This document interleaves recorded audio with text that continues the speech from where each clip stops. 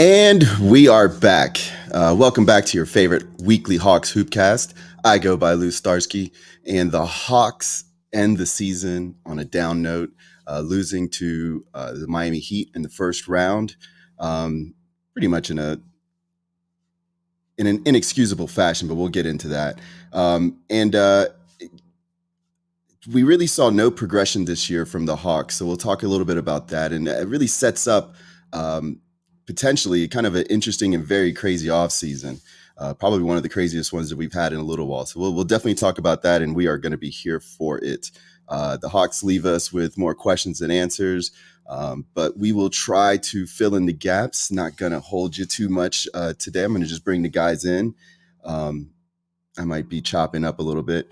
But first, real quick, hit the thumbs up, like, share, subscribe, by the fans, for the fans. Find our sponsors in the description below to help support the show, and let's get into it. Hopefully y'all could hear that. What's going on, Mike? What's going on, Damon? We got some serious discussion going. Can y'all hear me? Yeah. Yeah, my bad, man. I was trying to get some folks into this thing, man. But no, Damon, how's it going, man? I hadn't talked to you in a minute about all of this nonsense. Am I coming in choppy, or is it just on my side? Your side, I can hear you fine. Okay. Yeah, so what do you think of the game, first of all? I mean, just like game 1, 2, and 3, and 4. I mean, Trae Young. I mean, first of all, like I said on my show yesterday, man, I got to tip my cap to Eric Spoelstra, tip my cap to the Miami Heat players, because Spoelstra came up with a great game plan to contain Trae Young. The players on the Miami Heat actually executed a game plan, so that shows you that it takes the player and the coach. And the GM, we were talking about this earlier, and the GM putting players together. Yeah, man. I mean, and players getting better. I mean, look at Tyler Hero from last year to this year, game changing improvement. You know what I'm saying? And they just wanted it more, man. I mean, the hustle. I don't like the way that Coach Nate and Trae Young could not come together and try to find a way around that Miami defense. Do you think this is going to put an onus on him becoming an off-ball player? Hard to say, man. I mean, Nate talking about, I saw the post-game conference, man. Nate talking about playing Trae off ball. They was trying to work on that. But my thing is this, bro, you got to work on that in the off-season and training camp. You can't wait till a game, elimination game to try something. You know what I'm saying? I agree.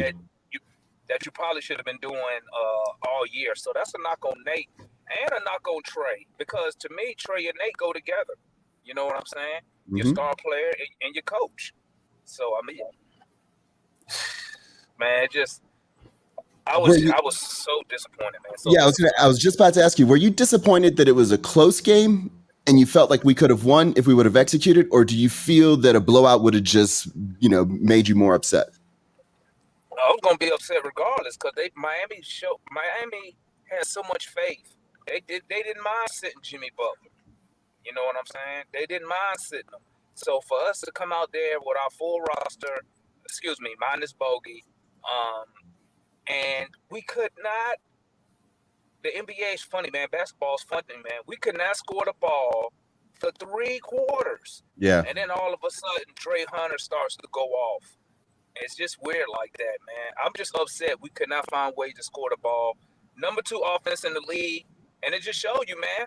Them regular season stats don't really mean nothing, because the postseason, bro. And I said it either in New Pack City. I said it somewhere.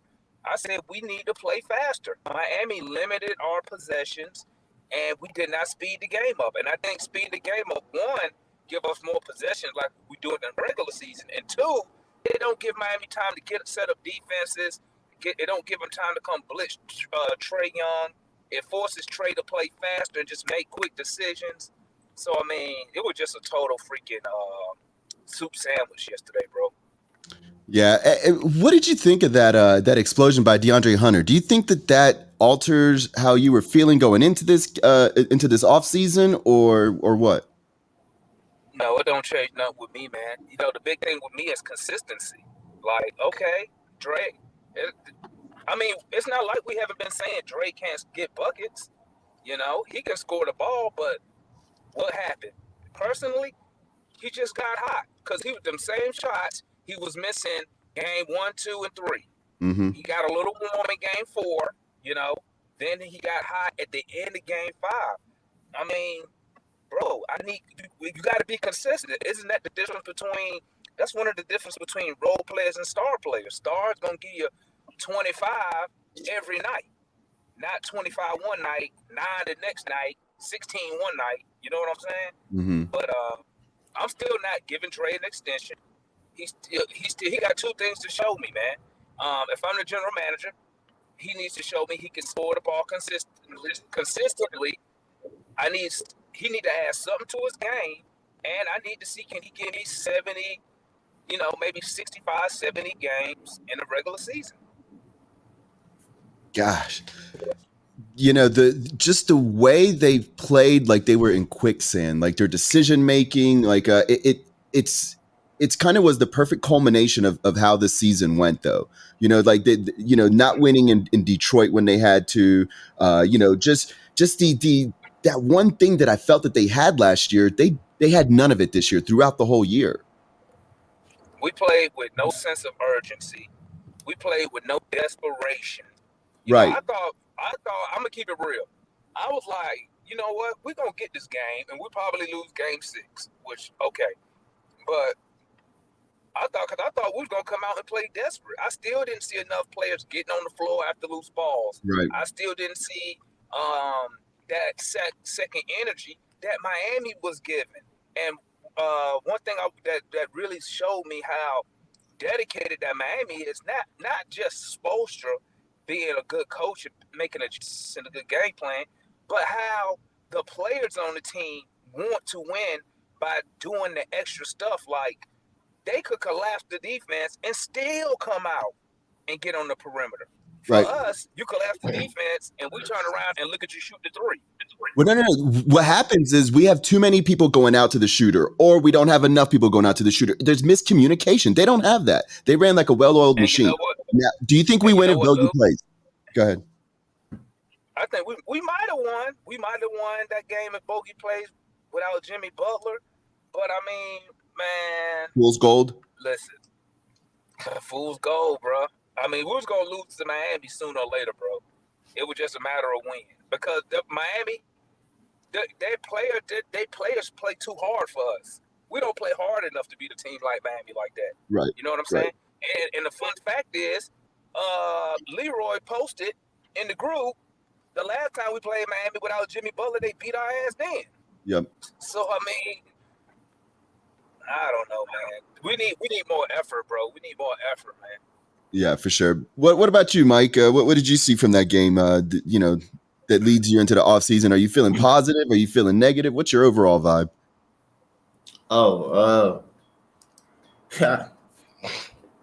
I can't help but laugh, man. That's really all I can probably do right now, man. But shoot, man, you already know how I feel. Let the fans know. People do. I mean, I'm saying majority no. Shoot, people just get mad at it, man. But I only look at really one person, honestly, right now in this situation, man. Everybody else. Is that Trae Young? Yes, that's Trae Young, man. It's Trae Young. That's really. Well, let me set you up real quick. Do you think, because the group is definitely fractured, where everybody's like, oh, no, this was definitely not on Trae Young. And then other people are like, this is solely on Trae Young. You are falling to the camp of this is definitely on Trae Young. Yes. What about it do you think was it? Do you think it was lack of leadership, a lack of production, where did he fall short for you? All the above. All the above, he fell short. And I mean, you got to sit here and explain each category that he fell short in. But yeah, he lack of leadership, lack of performance. I mean, the points just wasn't there whatsoever. The assist to turnover ratio, which is the main thing, not even just the points, but the assist to turnover ratio was not there. You know what I'm saying? So production wise, yeah, he dropped the ball. completely. As far as leadership, he dropped the ball completely. You know what I'm saying? Leadership being, man, doing all the little things, paying attention on the bench, you know what I'm saying? Keeping his head up, telling people, you know what I'm saying? Like Trey did a whole lot of Cam Newton on the court, you know what I'm saying? Over there, like it's so serious. So it's like, what's up? I was going to say, what do you think of his post-game conversations, his interviews? Do you think he said the right things? I think there was one time where he said, hey, I made the passes, people didn't hit the shots, right? How do you feel about that? I mean, I kind of hated that, you just say that or whatever. But I mean, it is what it is. But again, like I said, I hated that he said it. I mean, we lacked the certain players on our team, man, that basically speak up and say something to Trey.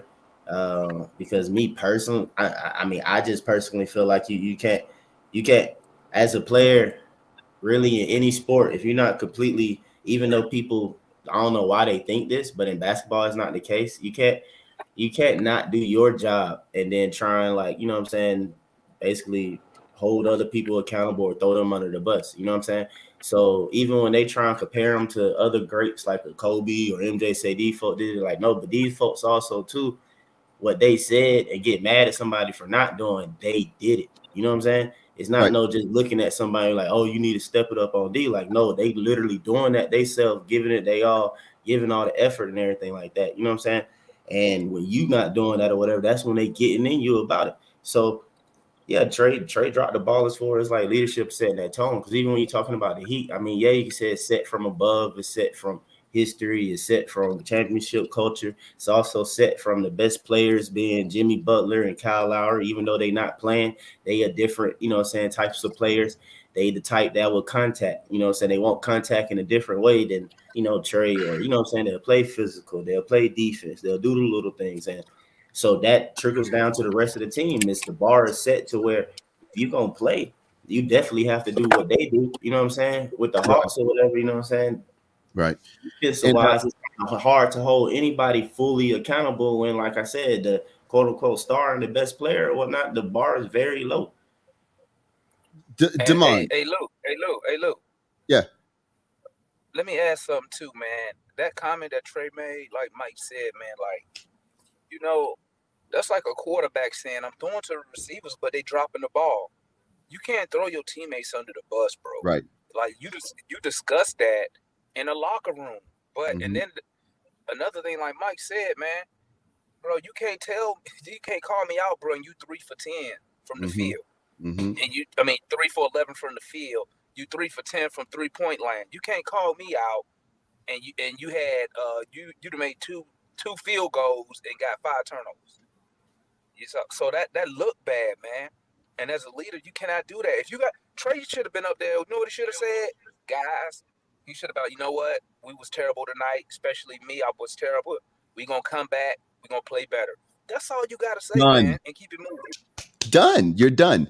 Keep it moving. When they ask me like, hey, look, we were off tonight. I'm going to pass it to these guys 100% of the time next time, moving forward, whatever it is to build confidence, not be like, yo, these guys are sucking. What do you want me to say?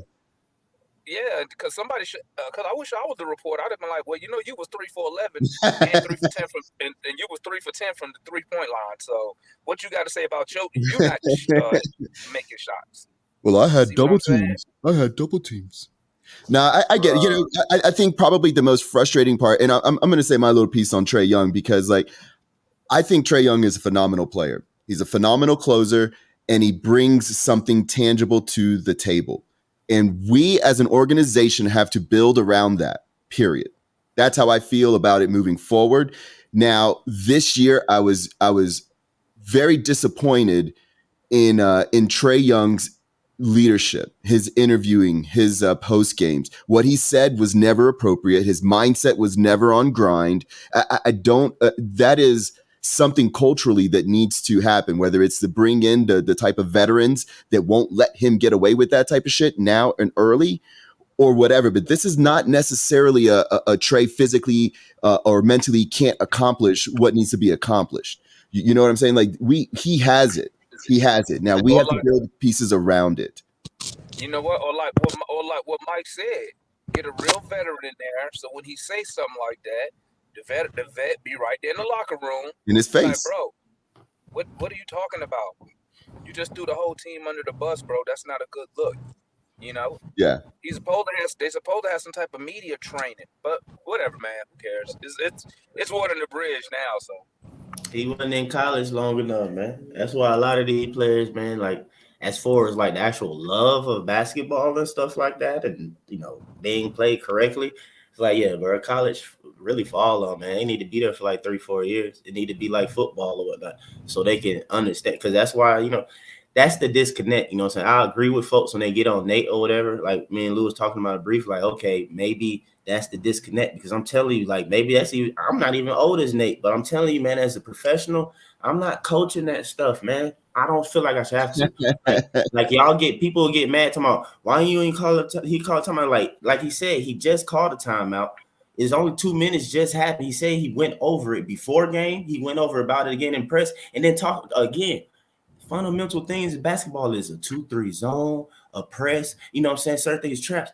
You should know by a professional player what to do when certain defenses just come. Like automatically a 2-3 zone, you know what you got to do to beat the zone. People automatically say, oh, you're going to shoot a 3, swing the ball. Well, yeah, but the key thing is somebody need to pop in the middle around the free throw line. You know what I'm saying? So I'm sitting there looking at an offense and ain't nobody doing that initially or whatever. I'm just like, why they ain't doing that? You know what I'm saying? What are they doing? Or we doing that like professional level? That shouldn't have to be told, man. That would be frustrating. So, yeah, maybe they need a young coach that's going to be acceptable to having to really coach middle school basics, bro, because that's why we lost against Miami, in my opinion. We lost Not, because of basics. I feel you. Definitely wasn't talent. Let's welcome in Chauncey. Chauncey, how the hell are you doing? Hey man, I'm good. I mean, I'm good. Hey, Yeah. hey, I've been an Atlanta fan for 45 years now, so This is I hate to say, but I'm kind of immune. experienced, yeah, or immune experienced at this. So it is what it is. What's going on though? Not much, man. Right now we're talking about Trey. I don't know if you have anything to say about the last game specifically. We kind of went over that already. But right now we're just talking about Trey and what it is that we feel he failed at most. His production was there. His value seemed to be there. But but there was something not there. Like it felt like we were stuck in quicksand watching this whole series. It's like, this is not the Hawks team that we watched, just coming into this, or just even in the play-in. And it didn't seem like we were hitting shots, like we were working together. What did you see out of it?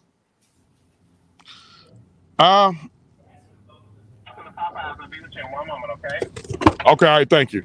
What do y'all think he's getting? Zaxby's? Or what's No, I'm getting Popeyes for the guys. Popeyes, bro. Yep, I'm getting Popeyes for the guy. But I don't want to use the word failed. I don't want, failed. I mean, because he went out there and for the most part. Overall, he did his job. It's just certain.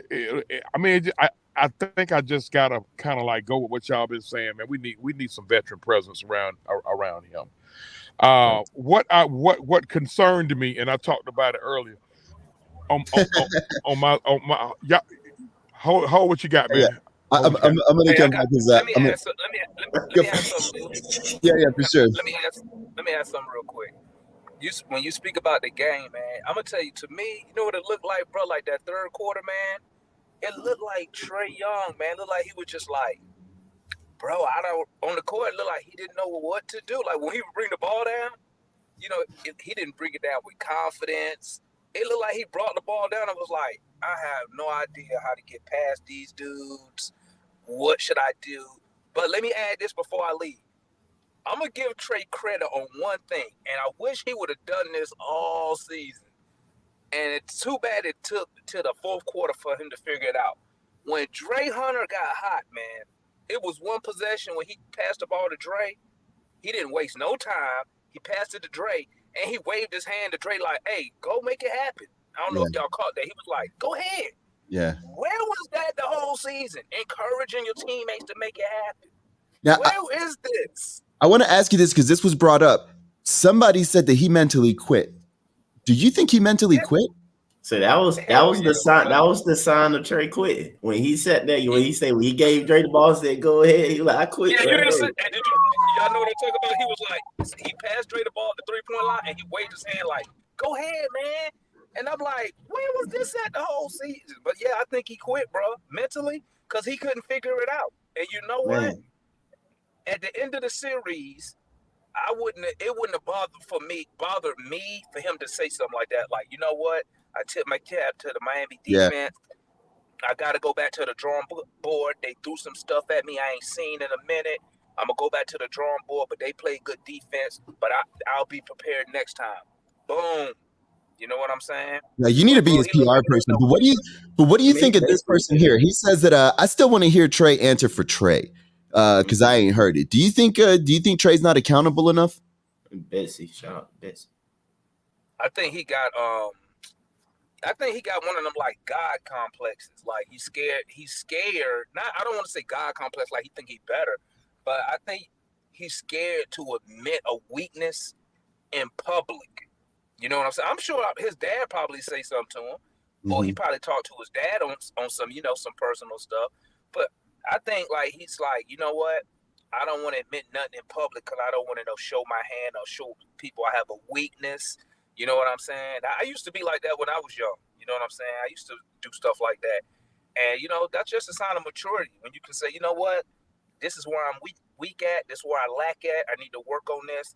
But it's even a bigger step when you can say that to other people or to strangers. You know what I'm saying? Hey, this is a weakness of mine. I'm working on it. You know what I'm saying? But, I think he'll overcome it, man. I think he'll overcome it. Gotcha.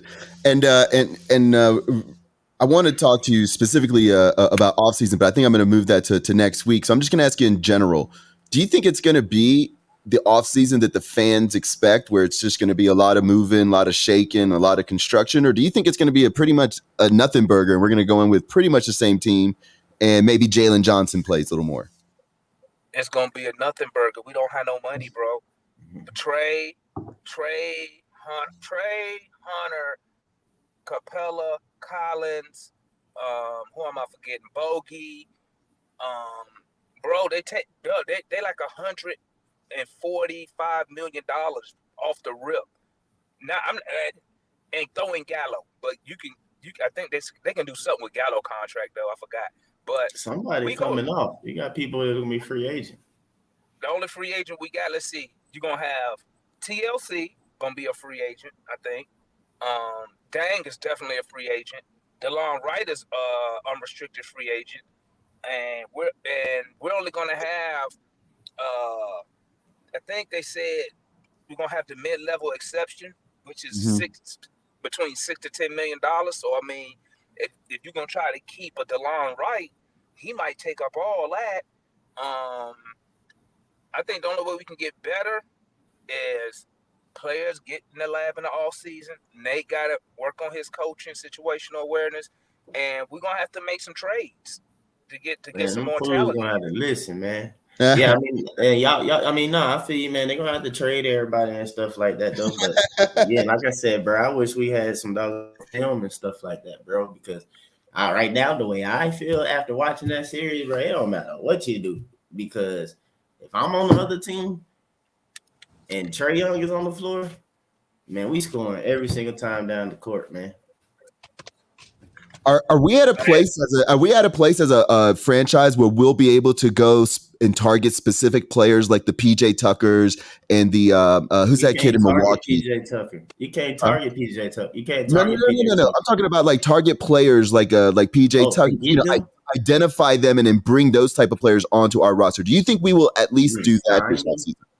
I mean, I don't know. We got money for somebody like that, but shoot, we should have got him doggone last season. I mean, PJ Tucker punked us last playoffs. I mean, Thaddeus Young was out there 2 years in a row. But players like Thaddeus Young are out there. You know, players that are getting picked up, DeMarcus Cousins, that are good quality players that are going on to these franchises to make them deeper and more quality. When are we going to start doing that as a franchise? But it got to be the mentality. The Bucks built themselves too with a tougher mentality. Yeah, there he is. And you got to talk to your general manager, man. Yeah, that's what I'm saying. I don't think he got a tough mentality. My bad, in building it. My fault. Good, DeMar. You good. I was just gonna say that I'm gonna hop off here. DeMarcus Cousins, all the people you name, we had a shot to go get. I mean, Cousins was a free agent for half a season, and we didn't make a move. You know what I'm saying? At the end of the day, Travis gonna have to assess this team, and I think in order to get What's that?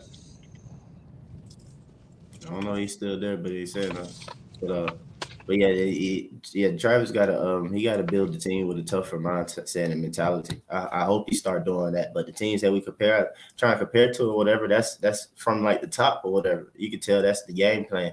You know, he kind of just we just gotta get some tougher players, man. I feel like he attempted it, but they young. But he attempted it with DeAndre Hunter and with Okongwu, and we see it, out there. But yeah, like them guys just young. We have to be patient for them to continue to grow and to develop. But yeah, but other than that, the other players, they not that. Basically being JC, Kev, and Trey. Mm-hmm. Mm-hmm. Chauncey, what's going on? Do you have a full belly now? Yeah. Excellent. Well, chop it up here with us. What do you think about this offseason? Is he getting us? Looks like Chauncey's coming in. Again. Can you hear me, Chauncey? Mike? Is that damn crooked internet? Okay. I'm gonna go out and come back in. Okay, do that. I don't know what was the last comment we had up here. Was that? Yeah, I don't either. All right, we got to remove. Yeah, his shit's definitely messed up. Yeah, it's not even changing. I can see him in the background there. Anyways, about the game, about the offseason, about the Hawks. What are we gonna do to get over the hump? Last year we were so close, and you and I came firing out in the offseason saying we got to trade JC for a piece. We got to. Can we say something about this real quick, bro? Like I want to make a clear difference. You know what I'm saying? It says it ain't just trade. Nobody play defense. That's incorrect. People play defense. Now, do they do it well? You know what I'm saying? Do they make the right reads all the time? Do they, not foul and stuff like that or make bad fouls? Yes, they do. Can they be better on defense? Correct. The issue that I continue to, like I said, I'm just bringing up about trade is literally the lack of effort that puts us at a bad position. In Miami's game plan, I've been saying it time and time again. I said it on last week's show.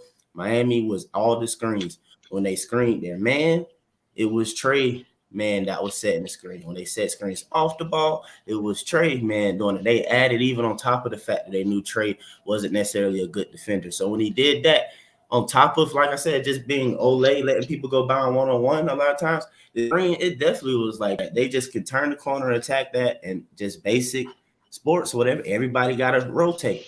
Even with us, the reason why I was begging for Trey to move the ball is because if you move the ball instead of continue to take the trap and keep doing the extra dribbles, you keep their defense moving. That gives DeAndre Hunter, that gave Bogey, that even give Kev at times. Now it's on them if they screw up, and I'll be on them about it. Like y'all screwing up, but consistently give them that. And you saw with Dre what he was able to do. You get that now. The defense is rotating, closing out. He can hit them with a fake and attack and pull up in a shot or whatever. He just have to trust and understand that. So it's like he just had to. I was just begging for him to give us the effort. I don't care if he was fouling. I don't care if he was like, missing people or they're going to just literally give the consistent effort. It's like, bro, that would have won us like another 2 games. I ain't saying we would have beat Miami or we'll go win the championship, but it's just like things would have been night and day, a lot more competitive. Also, 2 guys, we saw Trey sit there and dribble the ball, get ripped, and just slowly turn around and just watch everything goes that way. You know what I'm saying? Even with that, it's like, come on, bro.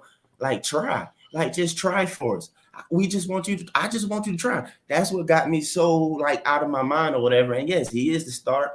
I respect Trey's game. I ain't talking about no trading Trey. Y'all don't never hear that come out of my mouth. I put that out there, too.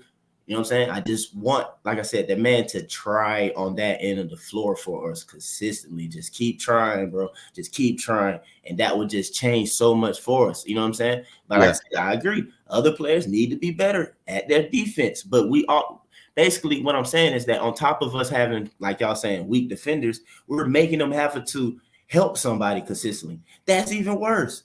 Mm-hmm. Mm-hmm.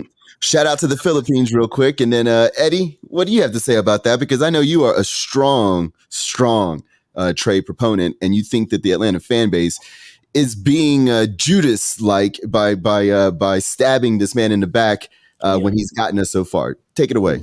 Let me mute my mic so I can No, they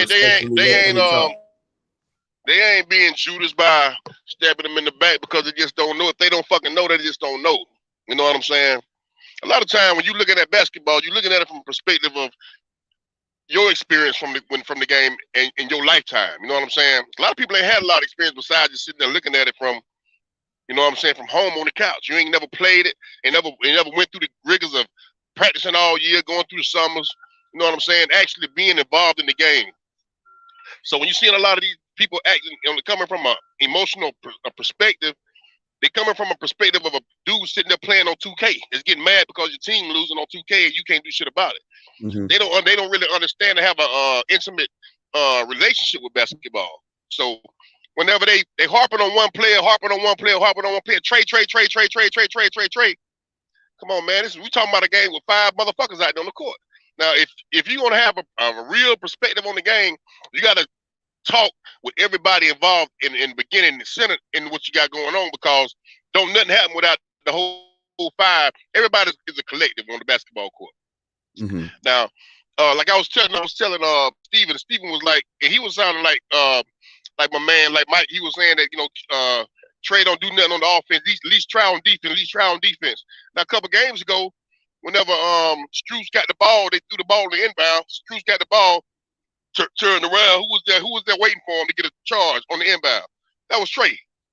I've seen Trey get a few rips this series too. Name another player on this team, on this roster name another player on this roster that made an outstanding defensive play throughout the course of the game. Eddie, allow me to push back on that one point you just made about his, by calling out, certain plays. Do you honestly think that Trey gave consistent, hardcore effort on defense, knowing that he's playing the number 8 seed, number 1? No. Okay. Trey, he's still in that young mindset. Trey still, if the referees is getting on his nerve, he let that shit affect his whole game. You know what I'm saying? But now this goes more to coaching than it does to Trey. Right. Because Trey been getting away with this shit since high school. Now, if you ain't got no coach that's gonna get in his ass and say, hey, listen, man, if your ass gonna goddamn stay focused and give me this and that on the defensive end, then I'm pulling your ass out. I don't give a damn what you think about it. You gotta have a coach that go hard. You gotta have a coach that breeds this kind of if you want that kind of culture, it gotta come from the coach on down. You know what I'm saying? This culture what we're seeing with Miami, where everybody seems like all the players out there are wired the same way.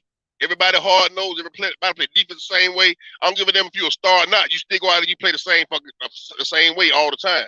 Yeah, you know what I'm saying? Yeah, but do you also you can also give credence to the fact that their upper management has identified 3 sharpshooters in Strus, Hero, and Duncan Robinson that weren't even on anybody else's radar. They have identified people like Bam Adebayo high in the draft, saying that guy's got the right mentality.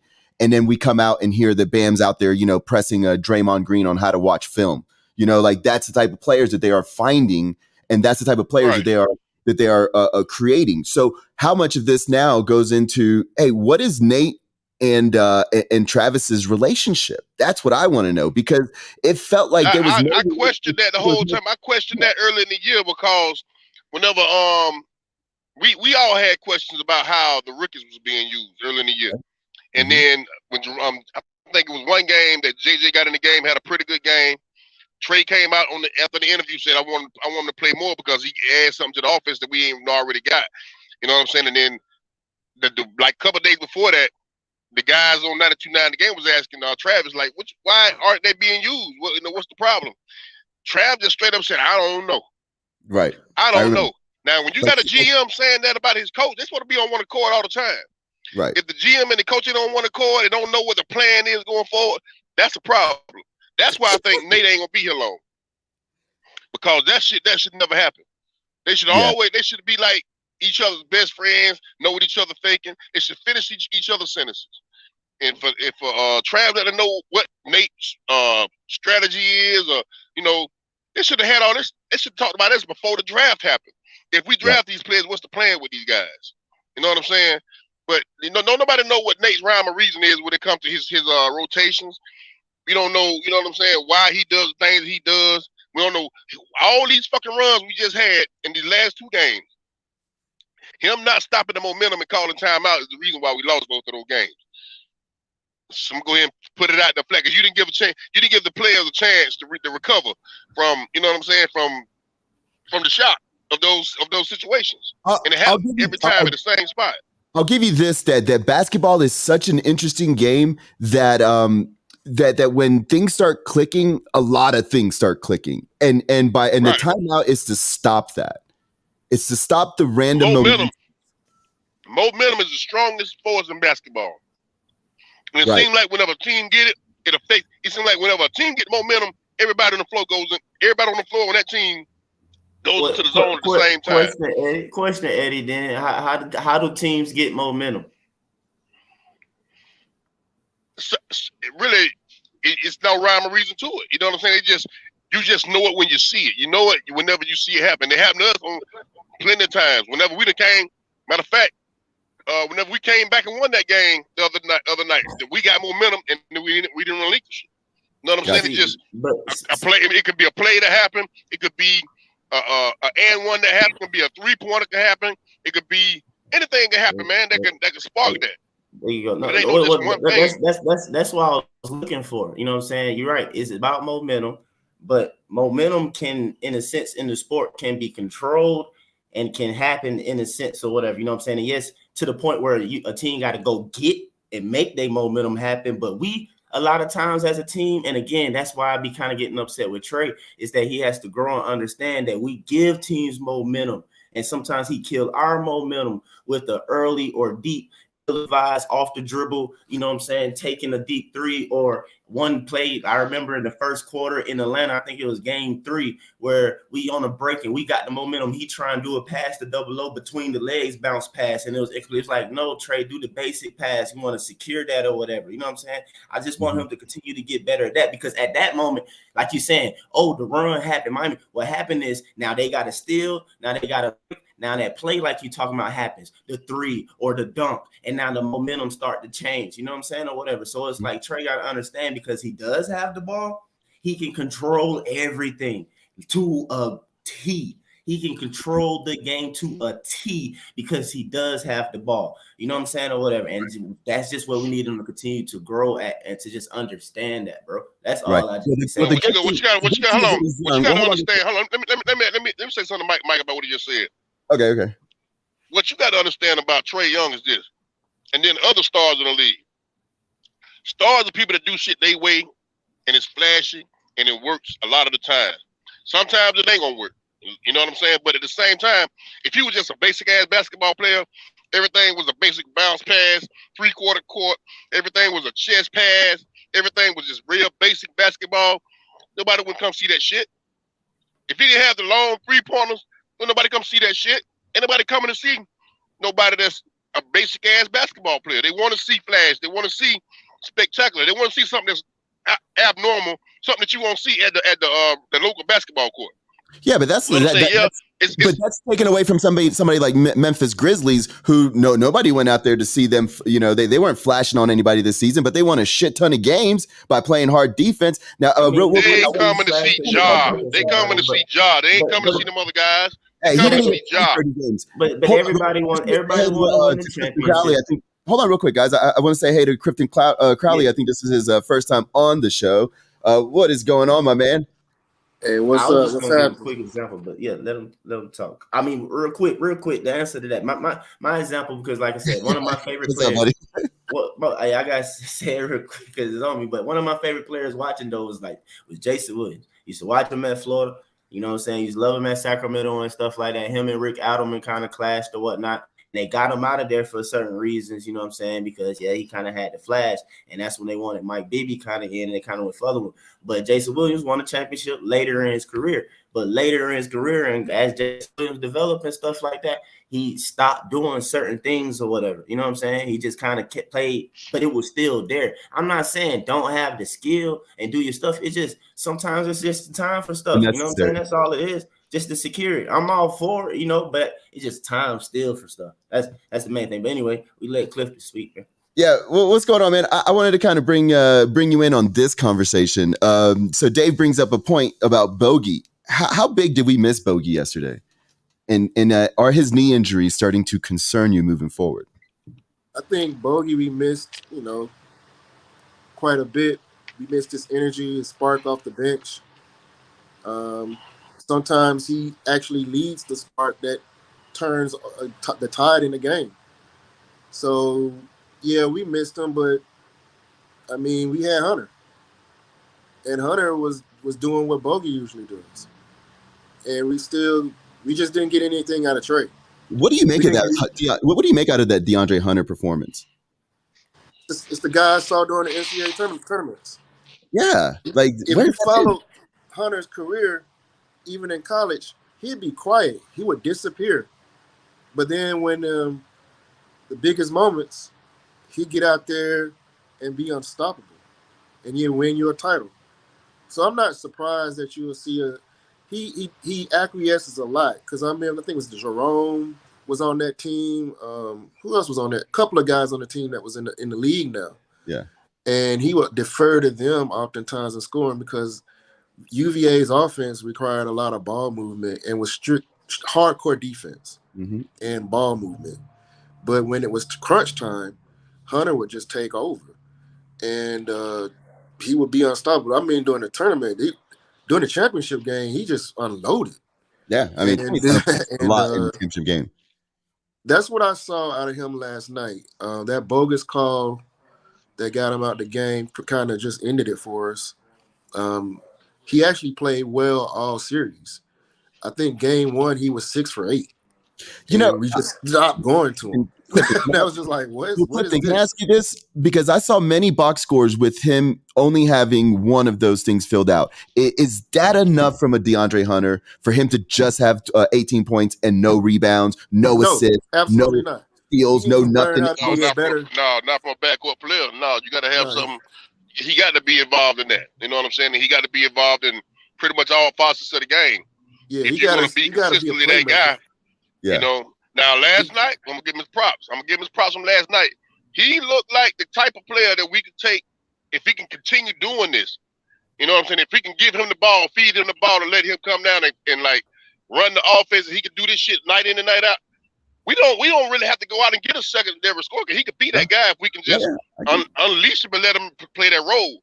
But at the same time, we got to go back. We got to put everything got to be considered. And then since he got in the league, he's been injury prone. You know what I'm saying? It's really the first year he didn't play the majority of the games. You know what I'm saying? And this is the only damn game all year he looked like this. Right. It's the only one. He ain't did this shit no other time. So I don't know if to say if this is a one-off.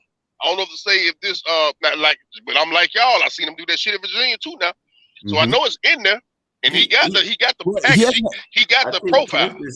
I think Clifton said it, but before he hurt his knee last season, he did it consistently. He was growing into like seeming like he can do 20 a game for us.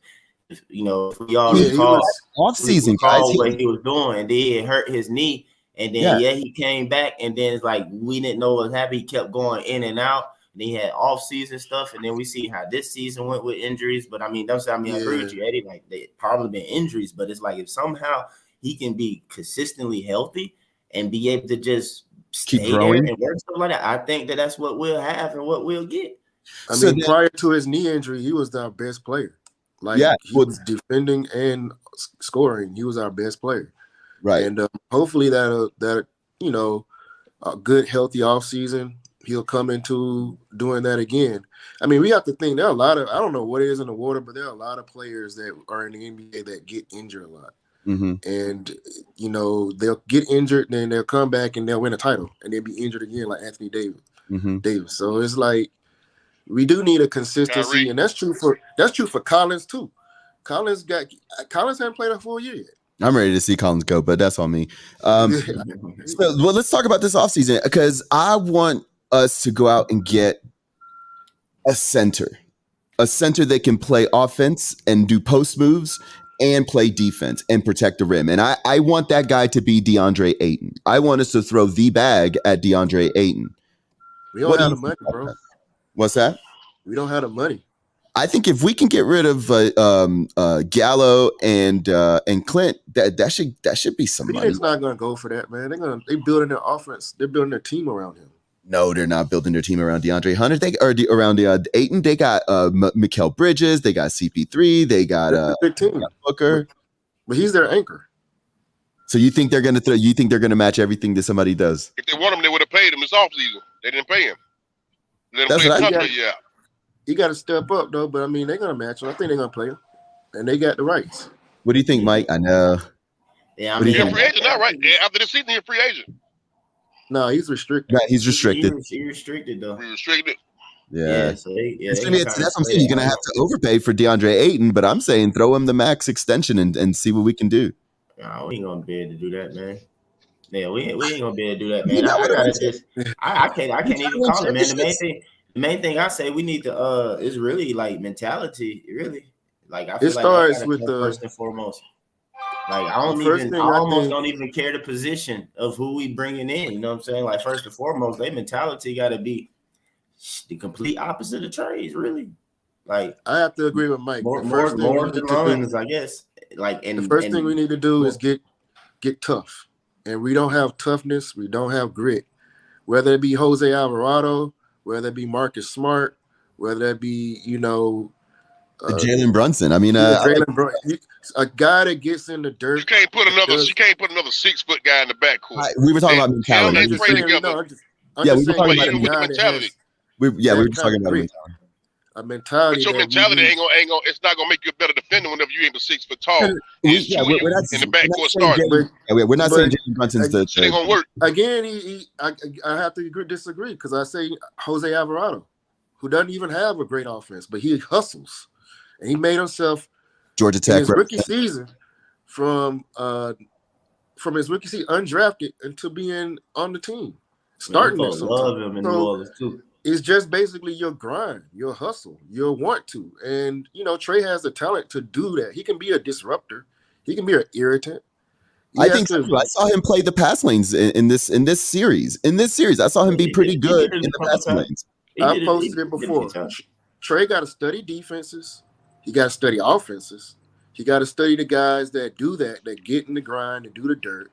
And he's got to have the want to get in the dirt and do it, and get in the gym, get stronger, so that you don't just get bumped off screen, so don't get thrown to the side, so that you can withstand the season, and also be and like Mike was saying, when you do that, that creates a mentality, especially if your star player is going out there grinding and getting in the mud. Mm-hmm. That energy is contagious. Everyone else is going to start doing that. Let me respond to that. See, this is what I'm talking about right here, Lou. When it comes to assessing everybody on the court and not just focusing on one player, just not being obsessed with Trey, and what Trey ain't doing. I didn't say Trey didn't give up. Hold on. Let me speak my piece right quick. Trey ain't give up 45 points in one night to Jimmy Butler. Trey never was on it.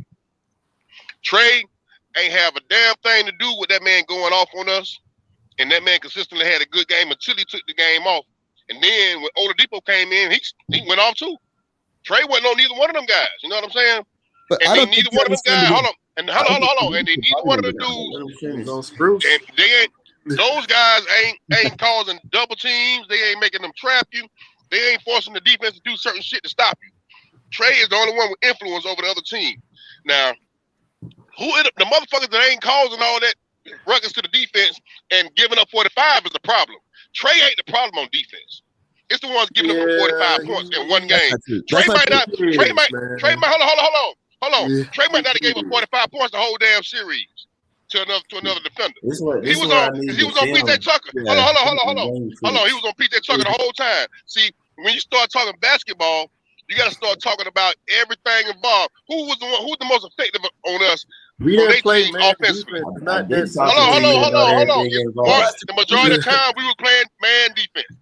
The majority of the time we was on the man defense. Trey was on PJ Tucker the whole time.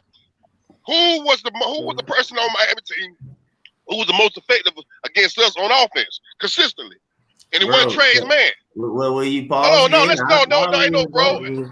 You saying no? I'm just saying, not as like number one, bro. Like to me, I mean, the whole conversation of Answer what the you question. said. Answer the question. Who on a Miami team was the most consistent against us on offense every night? In my opinion, bro, it's a dumb question, and I'm not answering. He wanted it really. It ain't no dumb question. It's Yes, not a dumb. it is. We talking about defense. Question, We I'll talking tell about you when why you it's a came up. dumb question. Hold Let on, me try to let me answer say that. this. Let me say this. Hold on. Let me say this. Oh, man. Who did Miami target constantly? Who did they constantly bro, you work ain't your even gotta offense? explain it like that. He talking about Who scored 45 points on us? guarding. It wasn't Trey, man. Bro, you talking about a man guarding two all-stars versus a man who's literally being I don't give a hidden. damn. I don't care. Bro, I don't care about none. I don't need no skate. Bro, He ain't gonna do no excuses for nobody. You I don't don't need understand. no excuses for nobody. Because if he played Jimmy Butler, he would have scored 70. How that changes. If he played Jimmy Butler, he would have scored 70. Hold on, Mike. Kyle, hold on. If you don't understand, real quick, Eddie, if you don't understand how Trey's deficiencies disrupts what we do as a team overall, then I don't know where to go with this because, So hold on. So Trey, even though Trey wasn't holding the man, Trey responsible for the 45 points that Jimmy Butler got. What you saying? No, I'm saying that we can. So what are you saying then? Tell me what you're saying. Tell me exactly what you're saying about that situation. I'm saying that Trey. Each one of y'all, tell me exactly what you're saying about Trey Jimmy Butler going up there getting 45. Trey, here it is. This is what we're saying. Trey can overcome a lot of his deficiencies with a little fucking effort. Go ahead, everybody. What do y'all have? Who? Hold on. Who was responsible for Jimmy Butler scoring a half 100 on us? If you fail on a play, Eddie, real quick, if you Trey, hold on. Is it Trey? Let's answer the question. No. Hold on. Listen. If you give up on a play, it messes up the whole team dynamic. If you're the only one not giving fundamental effort, it messes up the whole shit. Go ahead now, Eddie. Good. I'm asking for an answer. You said if you give up on a play, it messes up the whole shit. We get that. Now, back to my question. When Jimmy Butler scored 45 on us, had a career night, scored a half 100. Multiple people that played against It was Trey's fault. So why ain't we having a conversation about his defensive effort too? Just as much as we talking about Trey. Whenever you got maximum effort. He's the only one that thinks he's too fucking good to play defense. Hold on. So the motherfucker giving up 45, giving up max effort too? I seen Kevin Huerter get drove around multiple times in this series. He giving up max effort. I seen everybody out there get drugged. Hold on. I seen everybody out there. I seen goddamn drugs get thrown around. Huh? I seen drugs get thrown around like a goddamn rag doll. I saw a drug get thrown around like a rag doll like that bitch. Huh? He giving back maximum effort. Y'all want to pick one player out and talk about one player constantly. Because y'all ain't having no basketball conversation. All y'all doing is piling on one player. Y'all want to pile on one player and don't want a basketball. Okay. But y'all go ahead, dog. Go ahead. Let's have do your trade thing though. Yeah. Have your trade conversation. I follow back. Y'all do y'all thing. What a highlight. We need to run the highlights from the game because he played so bad, bro. I guarantee you, YouTube highlights got plenty of clips of him doing wrong stuff. You're gonna see that all summer. His bad defense. Best believe that ESPN is breaking down just for you, Eddie. How many times this dude blew his assignment on defense? But let me go back. If the effort is there, regardless of his deficiencies, if his effort is there, that's energy is contagious for the entire team. God, thank you. So that means it sets the tone for everyone else around on that team, especially when it's your leader, your offensive leader that does all the dirty work too. Then he can step to everyone else and say, man, you're not doing your part. You got to get out here and get in the mud with us. And what I'm saying is that we need to add plus defenders. I would suggest Robert Covington. That's the guy that's going to be in free agent. Clifton, just on that, because as I went over there, can I just say this? Because he's from Georgia Tech. Jose Alvarado has changed the mentality of this team. Changed the team. From the bench. Smart. Hold on, Lou. You say, Lou. You said Jose Alvarado changed the mentality of the team. I'm saying that. I thought only the star could do it. I thought only the star could do that. Hold on, real quick, Eddie. That type of play. I thought only the star could do that. That type of play that he does, the energy is contagious. That's what I'm talking about. So it don't hold on. So it don't have to go from the start. You right with your question. No. goddamn right. I know I'm right. You're I know I'm right. I want y'all to hear what y'all saying, and then we'll see how it come back to you. Next question too. No, Listen. that Trey too small because Jose's smaller and he play both sides. He hustle. He don't stop running. All that junk, bro. It don't matter who it is, but obviously our team. We said that they don't have that mentality. We already said we need more people that's opposite of Trey. They want Jose. Everybody's saying that because obviously our star ain't. So Jose the leader. So Jose the leader of the team. So Jose the leader of the team, basically. No, Jose's not the leader of that team. Jose's not the leader of that team. But is Trey the leader of our team? Is Trey the leader of our team? But he is the heartbeat. Hey, what it is, no, our Jose is DeLon because what DeLon does, he comes in and changes the game up when it's at the point of attack. He's completely different of Trey, and he actually do the stuff. He defend the point of attack. That's the issue with our defense that I can't even start to get the blame with everybody else because no matter what game we play, every game we go into defensively, the point of attack, the most important part is a breakdown. All the time. We're constantly always, and then on top of that, like I said, we're putting, if we all agree that everybody else is bad defenders, well, then we putting bad defenders in even worse situations because we can't defend the point of attack. Why do you think so many times in this Miami series we went on runs when DeLon came in, or it's a must that DeLon stay in? Because it's just that. Even going to the Cavs, remember Darius Garland killing us. They was killing us constantly. Even Charlotte getting into the paint. But when DeLon comes in, he stopped the point of attack because he's actually not. He's beyond trying, but that's even just the beginning thing. We just need Trey to even give effort to start with. And, because again, I don't expect him to be an all NBA defender. Nobody does. But we also do not expect him to not try. That's the part that I'm just saying everybody trying to drill home, bro. Just give, and the effort also extends to just knowing the defense, knowing the offense that your opponent, understanding what your opponent tendencies are. Understanding how to get in the lane and doing the little homework that's needed to get an advantage over your opponent. And when you do that, you can overcome your shortness, your physical deficiencies with your mental. And that's what I'm saying about Trey.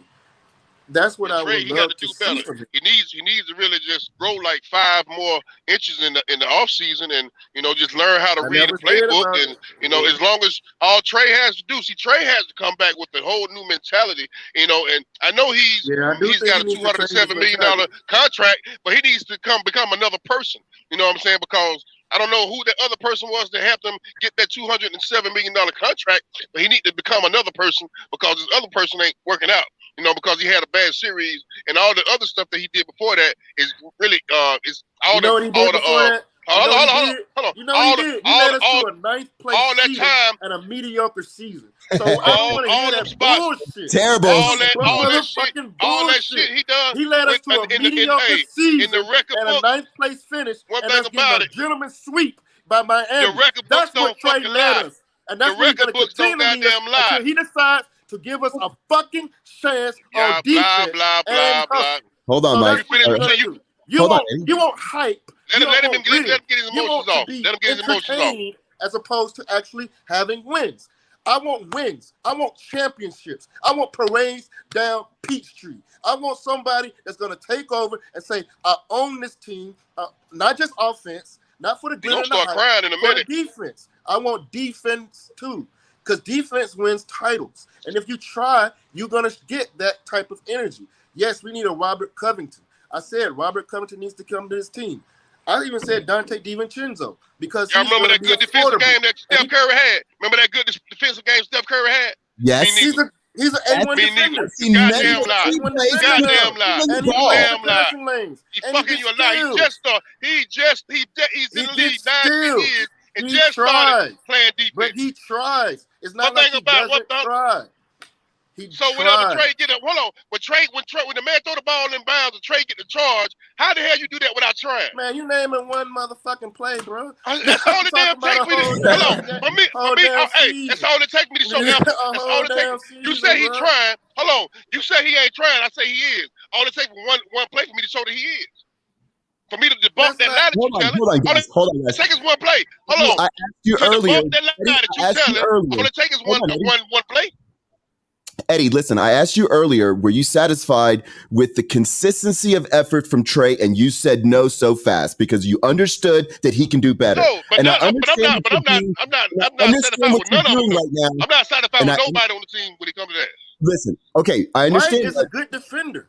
So But I'm not gonna pile on Trey. happy with what he does. I'm not that weak motherfucker that's gonna sit here and pile on him Nobody because I is didn't like him from the piling. beginning. And now I see an opening. Now I want to damn pile on the man. I like I'm not Trey. that dude. Y'all haters. It's obvious y'all haters because all y'all talking about is one damn player. Man, like he lost by himself. Projecting. Come on, man, y'all. With the No, hell not. That's all y'all do. I mean, I want Trey to be the winner. Okay. I want Trey to bring us a title. Not to let it y'all go been too sideline haters the whole time. No, listen, I know Trey. The biggest. I'm on record saying I like Trey Young. I want him to bring us a title. Well, hold on, real quick, guys. I want my team to be better. Right. I actually offer solutions for us to be better. We all want that. But listen, Mike is everything you speaking on is about Trey Young. You ain't said nothing about nobody else but Trey. Eddie, the first thing he talked about was bogey. You're not telling the truth to get an erroneous point across. You're saying that we're not blaming everybody else, but here it is. I typed in DeAndre Hunter, John Collins, Nate McMillan, all into our talks today. Trey was just a third person because he's one of 12 people that we can bitch I'm talking about. about doing the conversation. I didn't even see what you typed. I'm talking about the conversation we having now. And he's out, and he was the worst. It don't make no difference. Just because the man is a damn starter, mean that's the only motherfucker you can talk about. That don't mean that that's the only thing that you're seeing. We have talked about them all, Eddie. What we're now talking about is how do we get better. We're not talking about what Trey did bad. We're saying what does he have to do? When you ask that question, how do we get better? I don't give a hell about Trey Young. Listen, all the motherfuckers saying is Trey. That's all they saying. That's all motherfuckers talking about. What are you? We're not talking about Trey Young. Because you're emotional. Hey man, this that Trey. Why do you love Trey Young so damn much? What does he mean to you? Why you hate him so goddamn much? We're barely talking. Why you hate him so much? We're talking about him in an appropriate why did way. you talk about everybody? Listen, we need a backup damn center. We need a goddamn backup point guard. We need a y'all spending all this goddamn time talking about one motherfucker. Eddie, do you want me to talk about Okongwu? Do you want me to talk about players that aren't playing? Jalen Johnson? We're talking about the guy that we expected 30 points. No, Mike. Mike. We talked about somebody that we expected 30 points from. We expected 30 points from, and he gave us 15 points. And we spent 20 minutes on him. 11. In an hour. 11. We spent 20 minutes on him. We're talking about all sorts of stuff, Eddie. So you can't use that and then say, hey, John's fascinated with him. Let me get back to the Luke. Goddamn, dog, you pink. Let's get back to what makes this team better. Luke, let's get back to make this team better. Because that's energy that's wasted. No, you're not. I'm not going to allow you to continue to say something that's erroneous. Luke, let me get back to the point. I think we need to add Robert Covington, at least someone like his ilk that is a veteran that gives you a strong defense, and he adds something to the offense as well. I also think we need a slasher, and there's some guys that are be really affordable that's out there that's still young that can slash to the hoop and offer ball handling that we don't currently have. Lonnie Walker is going to be available. Dante DiVincenzo is going to be available. We might be able to steal Bruce Bowen out of the Nets. He had a good series. He's a good defender. I think because of Kyrie and Kevin, he didn't get a chance to really shine. So I think those three guys like them are things that I think we can do in the near future to add to this team that can give us a more dynamic, that can add a slashing to this team, that can add some scoring and keep defense and do the dirty work that we need to elevate this team forward. But again, unlike Eddie, it does start with Trey because Trey is the leader of this team. And exactly. So those are the things that we have to do. But again, it starts there because I don't want to be Houston. I don't want to be Philly with AI. I don't want to be Portland with Dame. I want to be a title contending team. And I also think Nate needs to get better. Nate got out coached badly. And to be honest with you, his coaching all year has been pretty fucking mundane.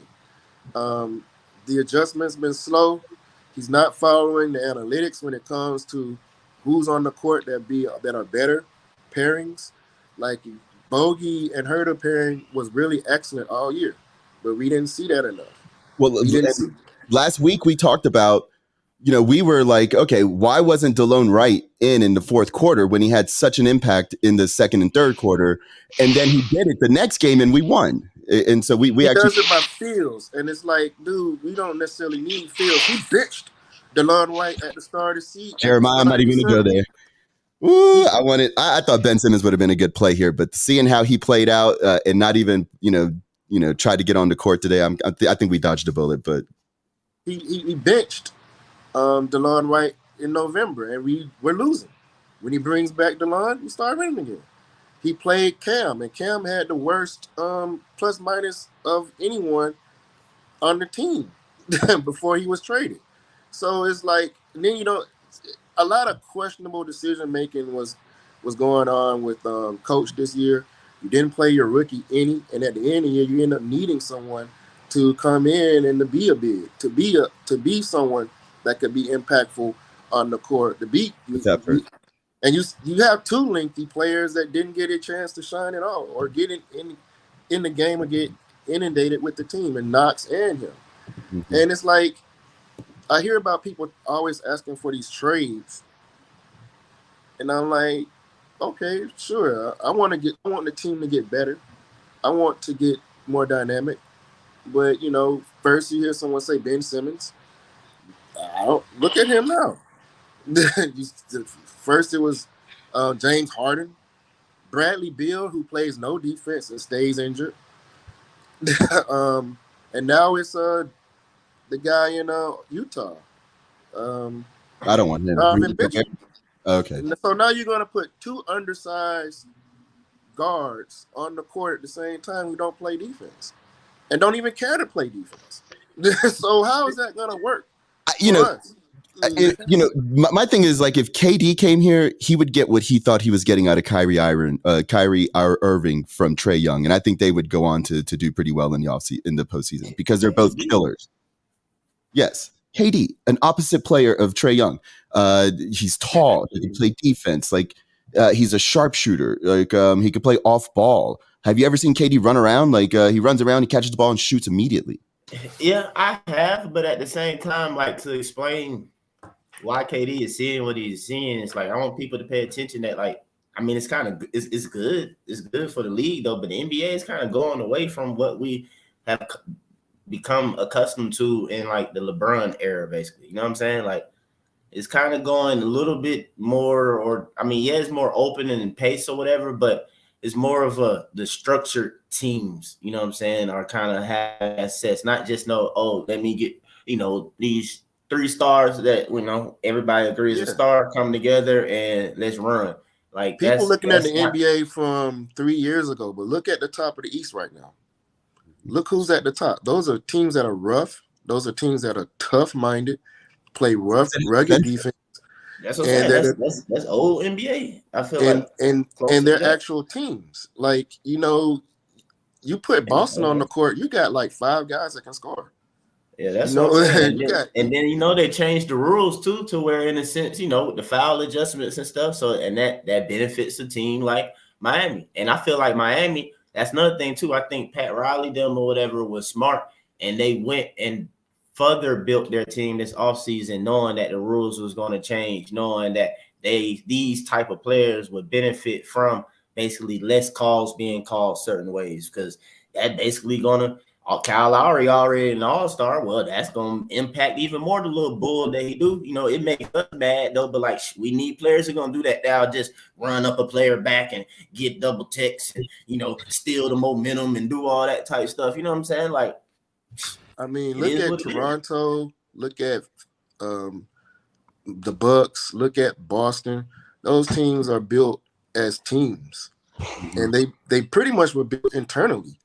Like, their key players were built come from their home. They're homegrown players, and they worked into a system. To just say grab another quote unquote star. So you know what I'm saying? Like, some guys take time to develop. Sometimes it's just a chemistry issue. Sometimes it's a coach. Like, Udolfo, who come in and change the culture and say, yo, we're gonna scrap. We're gonna play nasty ass defense, and we're gonna ride that first and foremost before anything else. Now, And you know that. when you heard of Nate McMillan, did you think that was the type of guy we were getting, a guy that was going to get these guys to learn how to play defense?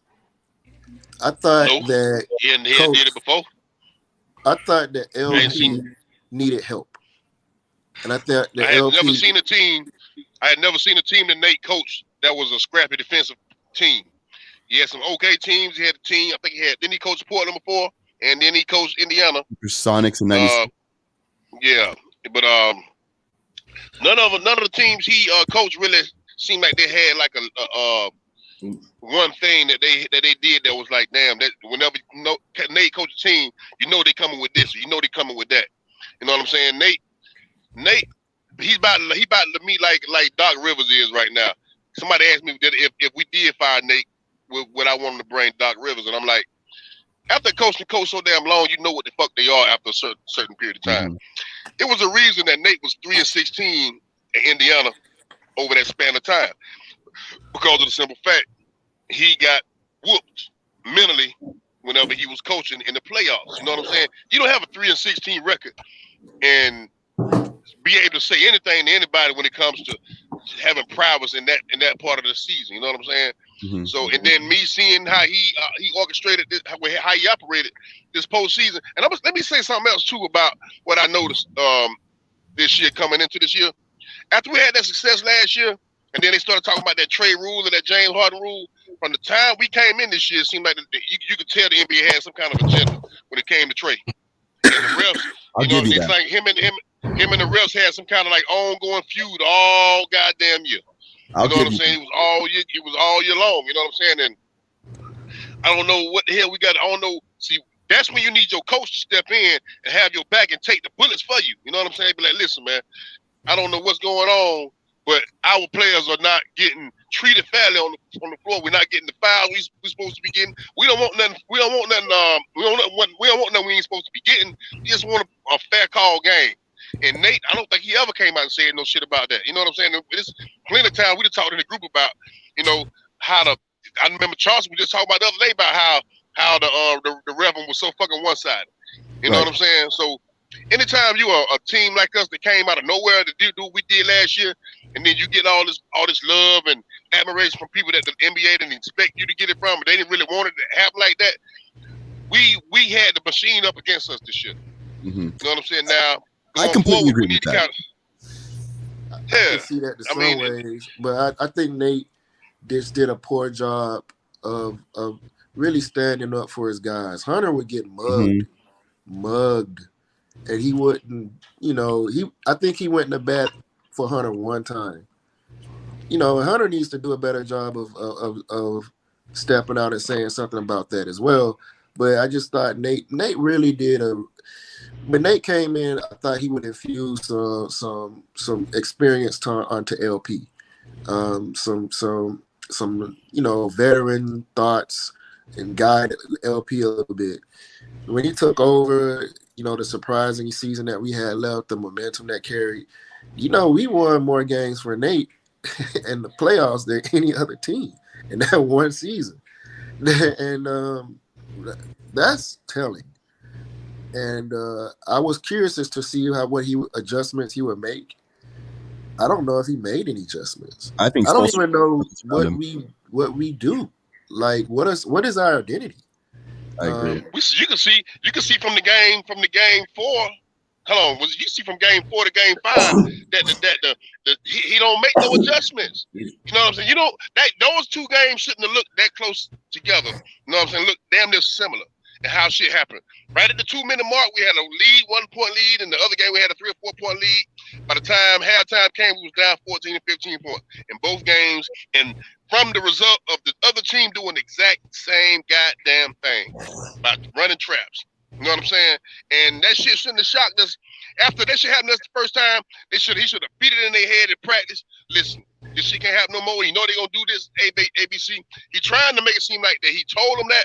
I don't even fucking believe it, because they reacted too too shocked when it happened, and they just throwing the goddamn ball away. Like, man, what the fuck is wrong with these dudes? Man, like they ain't never seen a trap before. Right. But I chalk that shit up to them not being prepared to deal with it. Chauncey, I you got think to Even though, that was the moment where he Yeah. should have called another timeout.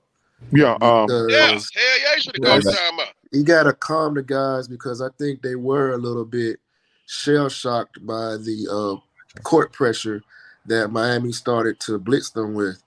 And that's where the game management and coaching comes into place, because that's the moment where you lose the momentum. And we were having a good run until that point. And Nate just... Hold on, guys. I want just to hear Chauncey looks like he had something to say about this, and I don't want to get too far away from it. Chauncey, did you have a response to Eddie and Clifton there? We that's the first time we ever seen that defense. That's my first question. No. I don't think that's the first time we ever seen that defense. No. They've Listen, been doing that for the last. Time, but see, the thing about it. But I'm gonna tell you. Hold on. Eddie, Chauncey, keep going. Just go. Eddie, hold that thought. Let me say one real quick thing, Chauncey. He said, "Is that the first time we ever seen it?" It ain't the first time we ever seen it, right? But when you in the game and a team come at you with a crisp ass trap, where they performing that bitch just like they supposed to, everybody in their quadrants and man in their quadrants, and you can tell if you make the wrong move, that somebody you gonna turn this goddamn ball over and fuck your nerves up. Yeah, you just seen it plenty of time before. But if a team playing that shit right with the right effort, it's shit hard to goddamn break. You know what I'm saying? And that's what so more so through our players. It was the Christmas and how good they was at doing that shit. They and played the defense secondary and third and the tertiary positioning of the guys behind the traps. Yes, all that matters. You know what I'm saying? And when you looking around, you don't see no goddamn no room to make no move. Usually you'll see one player break open on a trap. They ain't have shit coming. You know what I'm saying? Them boys was like, and then you got all the guys long, everybody 6'6", 6'7". You know what I'm saying? So they covering a lot of floor. Everybody that's out there. You know what I'm saying? So it make it hard to get the ball in. It was tight, but a team that has a center is going to be able to beat this trapping defense better than we could. Go ahead, Chauncey. Can I speak without being cut off? Of course, yes. I would. Is it okay? Is it Don't okay? ask no question if you don't want to be cut off. Go ahead, Chauncey. Go ahead, Sermon. Preach. Is it okay for me to speak, Lou? It is okay for you. That's a crock of shit. That's a crock of shit. He done seen that type of we done seen that type of defense and we done walked through it. Let's just go on and just call it that they just wasn't ready for Miami. But that's a crock of shit and excuses to me. That's aggravating as shit. That's aggravating as shit. We done seen that before. The last 10 to 15 games of the season, everybody kept doing the same shit, trying to blitz our point guard. Get it out of his hands, yes. Now, getting back to as a retort to what I just heard about Nate and I guess his lack thereof to call a timeout. And or excuse me, he failed to make adjustment from game 4 to game 5. Okay. Mm-hmm. How the hell you adjust from somebody just inbounding the ball and at the same time, 2 games in back-to-back game, inbounding the ball and just hand it to the motherfucker after a made basket, and he either makes the layup or it winds up being a layup. Now, I don't know how you adjust to that. Now, I don't know what he's supposed to do. Call timeout, scold him, take his belt off and beat him. And 2 different guys did it. John Collins did it in game 4. DeAndre Hunter did it in game 5. Chauncey, not to interrupt you too much, but isn't that preparation? Shouldn't the fear of the coach come into play on them not making silly mistakes like that? How can you fear a coach when the coaches are handcuffed nowadays? They can't even discipline these guys. Ask the last coach. But he still has the ability to put them in and out of the games, right? You think that bothers them? They get put in and out of the game too much. The next thing you know, body language get bad. They look like a deer in headlights. They dazed, and in an elimination game, you wet the bed. Now I'm done.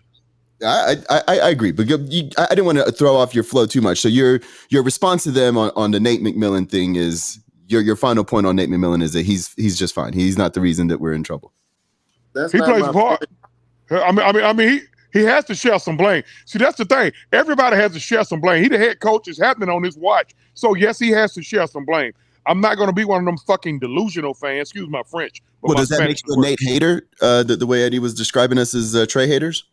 Because I mean, you're he's you know what? I ain't finna go into all that. Cause me and Eddie didn't already bit each other head off about that. As a 44-year fan, I got a right to talk about motherfuckers who playing on my team, and I got a right to talk about some more than others. And look here, I don't give a damn. Hey, a motherfucker making $207 million can suck a dog dick by his feelings. Now, Trey and Nate gotta wear any type of criticism that they get, because they both bought the criticism. Trey and Nate, yeah, as well as everybody else on the team. That end of the year, I'm gonna call it that end of the year play to keep our season going was a head scratcher. I didn't get it.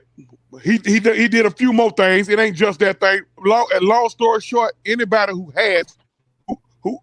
who's getting criticized 9 times out of 10, they bought it. Suck it up. They'll be all right. Grab your nuts. Get out your feelings. Check your feelings at the door. Miss me with the pity party. They probably don't. Gotcha. Well, let me ask this, because specifically, Chauncey, you went away there for a second, but let me ask you this. Last year on the run, we felt the way Trey had people gravitating towards him on our roster. Like, his play elevated everybody else's stature, and we gave Trey his props last year. And this year, we felt that his effort was kind of doing the opposite effect, and I feel that is valid without thinking Trey's a useless piece of shit. Trey is not a useless piece of shit. He's not a useless piece of shit. No, he's a phenomenal player, one of the top of 5 scorers in the leagues, a genius when it comes to handling the ball, creating space, making moves. He's tough as nails. He's got the right mentality that we haven't had here in a very long time, if ever. The mentality to win a playoff style game. Everybody else has always been too shy to shoot the ball, too scared to make the wrong play. Trey does not give a damn. That is important to have on this team. But now, I needed it last night, Lou. But now, what can we do Joe did that. Embrace what he does well? Lou, I needed that last night. I was in disbelief, because as much hell, I said this earlier when I did my live video, I know I done gave that boy a whole lot of hell. Okay, got to the point to where folks to the folks calling me, when folks calling me saying, "Damn, man, what Trey Young do to you?" He exists and he plays for my basketball team. It ain't that deep. It ain't that deep. I ain't got no hit out on him. I wouldn't one punch him on aisle 13 in Kroger. It ain't that deep. I got a right to speak on him. But besides that, as much hell as I give him, one thing I would have lost a bet on is him folding up like he did last night. Yeah, that boy had quit in him, bro. Like it was to the point, y'all, to where I actually felt bad for him. How about that? I said, damn, man, is something going on with him? And then we was in a group chat, and I think somebody said he might have been hurt or what. Listen, if that's he did look hurt, but I'm not gonna. I mean, but like that last play, like that could be the truth. But that last play was he didn't want the ball, and then when we didn't tie the game, he didn't even seem bothered. I got a question real quick. He shoots that ball. He shoots a 30-foot shot and misses. Are we super pissed at that last? No, hell no. Hell no. Yes. Everything he do that don't work, they make them mad. Everything Hold on, he do that don't work, Hold they make them mad. on. I ain't talking. Hold on. All 30 minutes. All right. I mean, that would have been an appropriate time for him the to only shoot way the I would have been mad at Trey for taking the last shot of that game yesterday is if DeAndre Hunter didn't foul out. Okay. If I DeAndre expected, Hunter was on the court, Hunter Hunter was available and he shot the shot or whatever, I would have been upset because DeAndre Hunter was obviously that guy. You know what I'm saying? And he brought us back. Trey, you missed a free throw. You got us a tech. Hell, it's your reason we down 3. We really should be only down like 1. You know what I'm saying? But it is what it is. You know this what I'm saying? This is what you were going to explain to me, I think. I mean, yeah, you know, I ain't get a chance to say a lot of stuff though, but like that too, like we got to understand too as well. Like, yeah, it's more proof in the pudding that Trey quit. Not even like I said when I mentioned the slow turn he did when he just sat there and just got ripped and fumbled and gave the ball to dude. He just slowly turned around, just watched everything go down the court. Then, like I said, it's like what under 5 minutes left. We're making a run. We're starting to push. He gets a tech. That messes up that early push we did. But thank God somehow, whatever, we did another push or whatever. And then it's like he was just like, oh, well, I guess we still here. He just going with the flow. But it's like he still ain't just snap into it to be with the rest of the team. Like, let me try. You know why? Mike, let me ask you a question, Mike. Like, how many free throws he missed? We're not used to that. I'm not used to that. You know why? You know why, Mike? I'm going to tell you why. He wasn't Ice Trey. If he's not Ice Trey, we're not going to win. He has to be Ice Trey. Right. Yeah, I know. That's why I'm eventually going to get to something like that, though. Yeah, but, he got to tread water because I don't want them to call me a hater, but it is what it is. But, you know, I mean, anyway, I've been called that too many times anyway this past series. So it is what it is. But you're right, Chauncey. And I mean, I brought that up at the end of last year playoffs when he came back with the Bucks. I mean, Cam is no longer here, but that's just a microcosm of what we're dealing with Trey. I was like, will Trey allow somebody else to get the glory buckets? I felt like Trey gave up because he felt like we ain't gonna win this series without me playing well. That's what he thought in his head. So he just pretty much just threw it in the air and just like it is what it is. Who the first person to argue with you on that? Who the first person to argue with you? Because I've been called the worst Trey hater ever. Yeah, I mean, but I agree, you know what I'm saying? But I'm just saying that's where he got to grow up at to understand that he can still get the glory and everything for him just doing the glory with the win in the game still. He'll get the glory with the win. Eddie old bully. Eddie ain't never a damn bully, man. Eddie bullied me, bro. Eddie been bullying me, bro. The glory comes to wins because if you get stats without the wins, they call it. Eddie been bullying me, bro.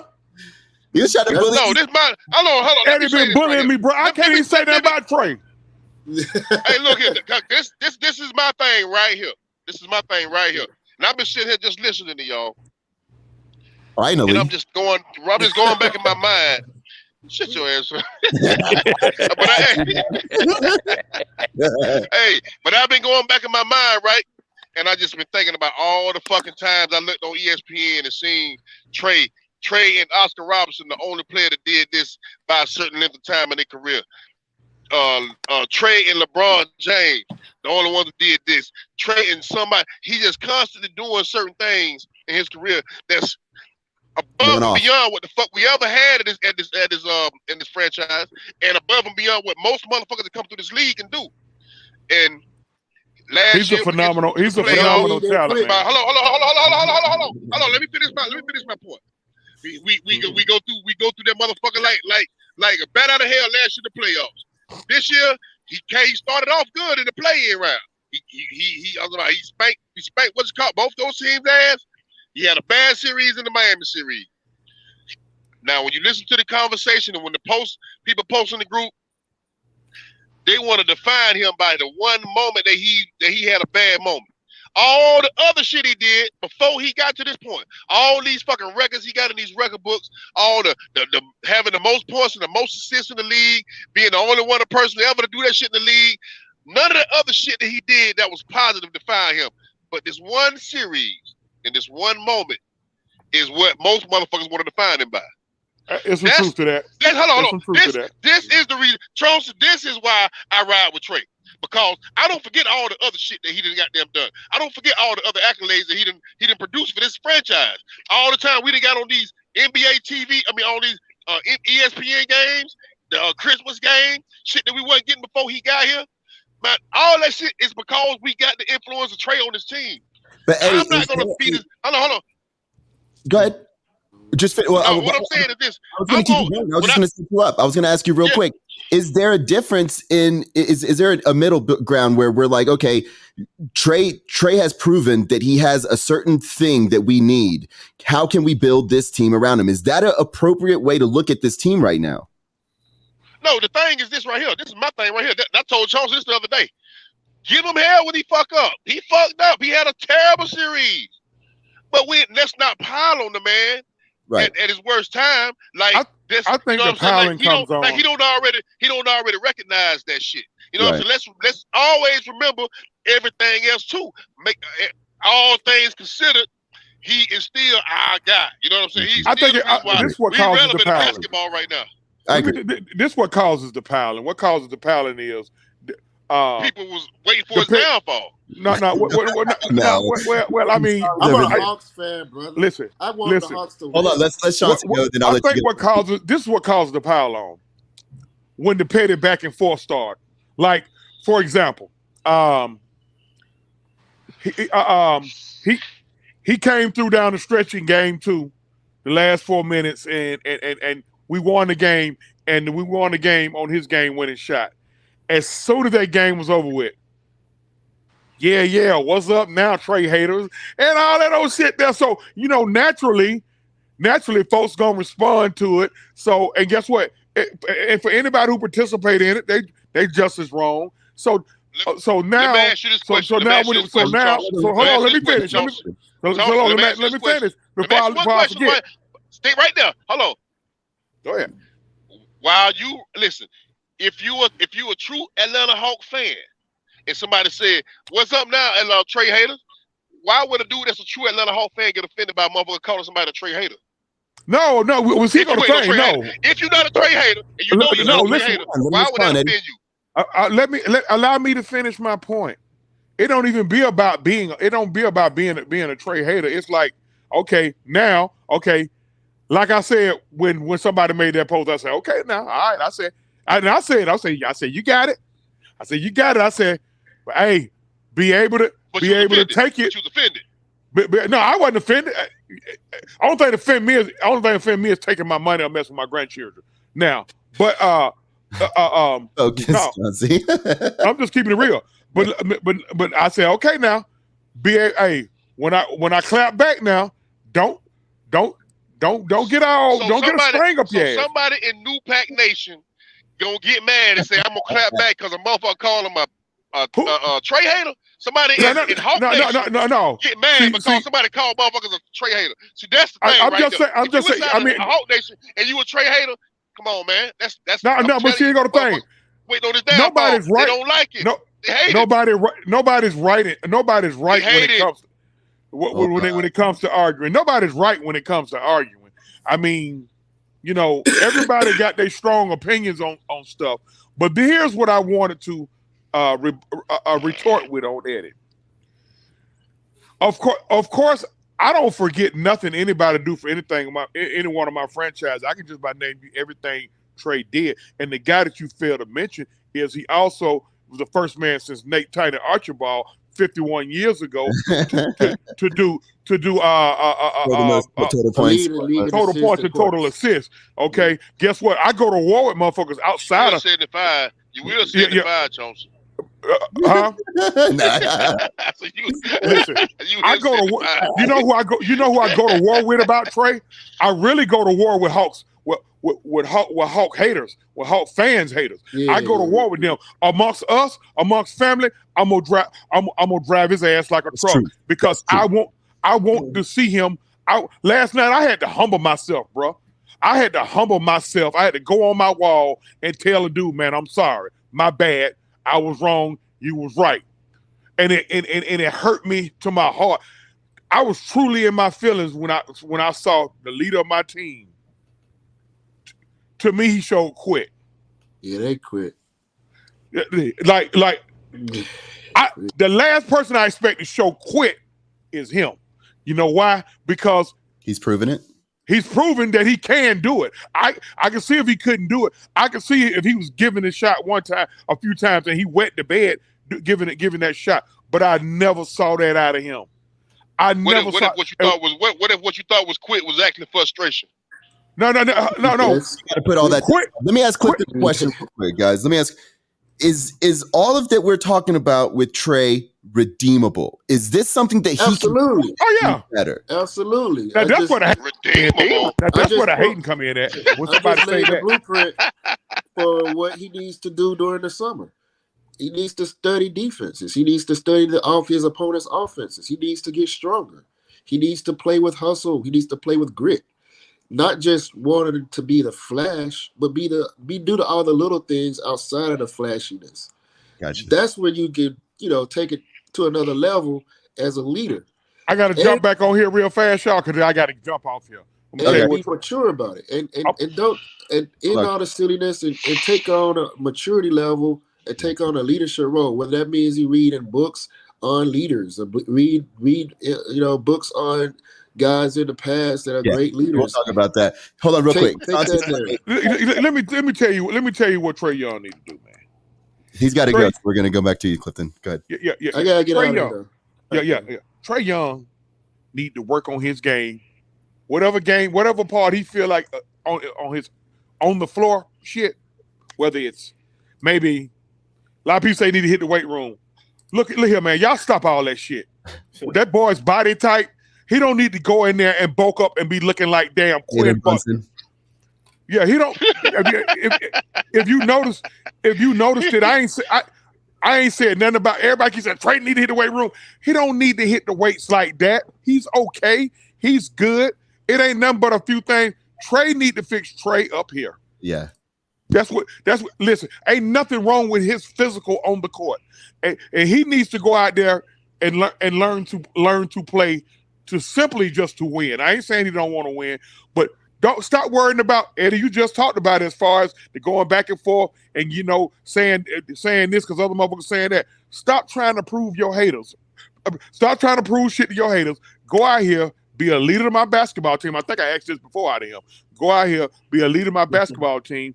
Go down swinging. That's it. Okay. Yes, he can be redeemed for this because other stars in the past have been redeemed. I'm not finna throw my guy away because I'm mad because he didn't pass the ball to Bogdanovich in game 3, so I'm gonna hate him for life now. But I'm gonna dive in this shit. I'm gonna choke him out. Even if it's me, I know I got 3/4 of the fan base not liking me. That's fine. I'm looking in my pocket right now to see if I can find any shits to give. But anyway, that's what he need to do, man. Go out there, work on whatever you need to work on as far as your game. Fuck that weight room shit. Don't go in that motherfucker and you're mad because motherfuckers say you're scrawny and go to lifting all these weights. Now you come back looking like I said, looking like Quinn Buckner. No, you good right there. Get yourself fixed up here. That's it. Is Paul George the guy that you would like? You'd want to see the Hawks go after? Paul George. I mean, who would say no to Paul George? I'd be a fool. Yeah, okay. I don't know. That's tough. I'd be a fool. He's a good partner for Trey Young because right now Trey Young needs a special partner. He can't have just anybody, right? What has Paul George done to say he the one that we need to go out there and get? No. That's not what I'm saying at all, Eddie. I'm just throwing out a different name that we haven't mentioned before, just because I know he's leaving, and I like to put Chauncey on the spot. What the thing about it is, the thing about a guy like Paul George. I mean, look at what he's done as a basketball player. Fans got to stop defining players by their rings or lack thereof. It's a whole bunch of guys that are all-time greats. That has yet to get a ring. But does he have a skill set that you think would match up well is kind of where I was going with that. Skill set, I think so. Yeah. I think so. I think so.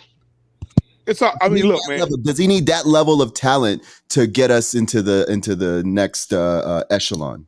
I don't think he need all that. I think what we need is for all the young ones to grow and mature mentally.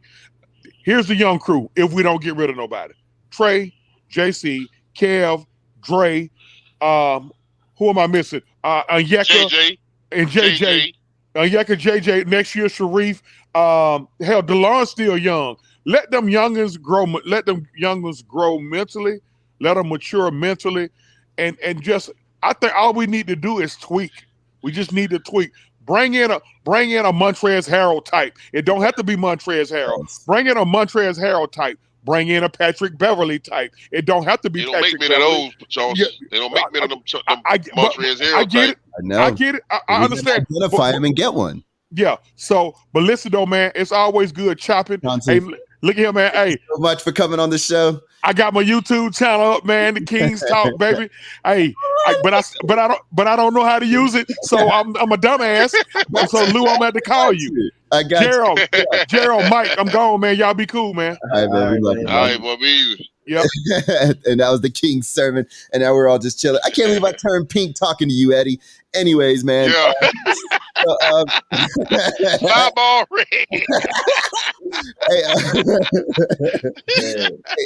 So, guys, I think the team is still at the same place we were last year, where we're right there if we make some right moves. And we got to get the right type of players next this offseason. And I think that's where we are. I mean, we're not going to go away from Trae Young. Whether you're if you are in our fan base and you are a real Trae hater, it's going to be a long road to hoe, because he's going to be here for a while. And the thing is, we can win with him. This last night, right after the game, this guy, you know the guy named Jason Anderson in there? In the group? This guy named Jason Anderson in there.